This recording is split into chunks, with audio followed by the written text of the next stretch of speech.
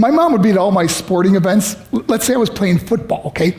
My mother would be on the sidelines, and if the play on the field started going one way, my mother would run along like, Mark, get him, get him. I'd be like, oh my gosh.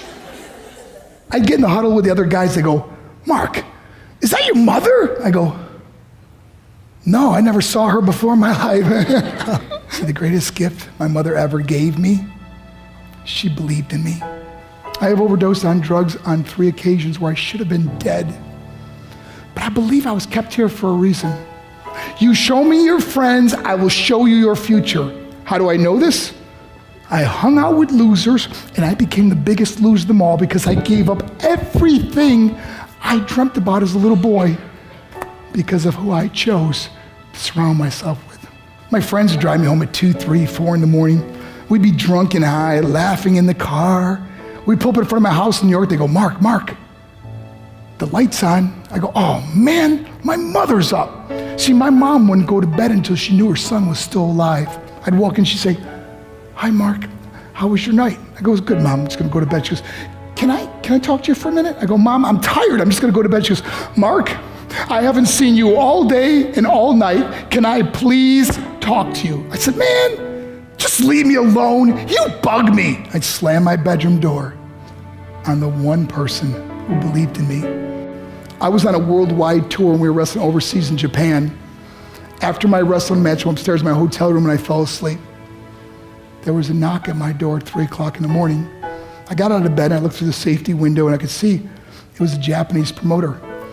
So I opened the door and he said, Mark, you need to call home. There's been an emergency. I went and got on the hotel room phone. I called back to the United States. I said, hey, what's going on? They said, Mark, I don't know how to tell you this. I said, just tell me what happened. All of a sudden they started crying. They go, Mark, I can't tell you. I said, just say it. They said, Mark, your mother died. I just threw the phone down. I ran out of my hotel room. I took the elevator to the lobby, and when the doors opened up, I just ran out into the street.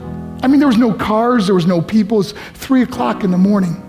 And I walked down the middle of a street in Hiroshima, Japan, and I remember looking up and just saying, Mom, I am so sorry. I flew home for her funeral, and I was so nervous to walk up to her casket, so I just stood way in the back. And I kept looking from a distance. I kept thinking to myself, Mom, please wake up. Please get up. And then I finally got the nerve to walk up to her. And as I got closer, I could see my mom for the first time. I mean, she was so beautiful.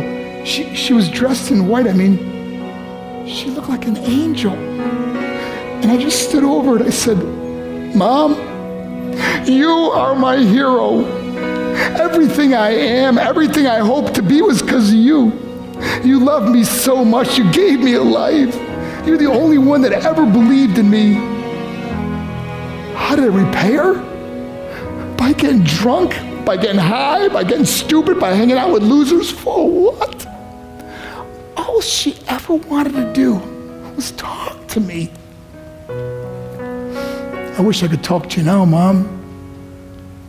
I wish you could see what I'm doing. Why couldn't I have been a better son? We are defined by our choices. But if you surround yourself with people involved in drugs and alcohol and pills, it's a dead end. I'm not here to preach to you. I'm here to tell you I lived that life. It leads to broken hearts, broken relationships, broken dreams, and death. For what? To get high? If you have a mother or a father, when you go home, tell them how much you love them. See, my whole life was about being rich and famous. I had to be a millionaire. I had to win the race. I had to win the race at the expense of my marriage, my family, my friends. For what?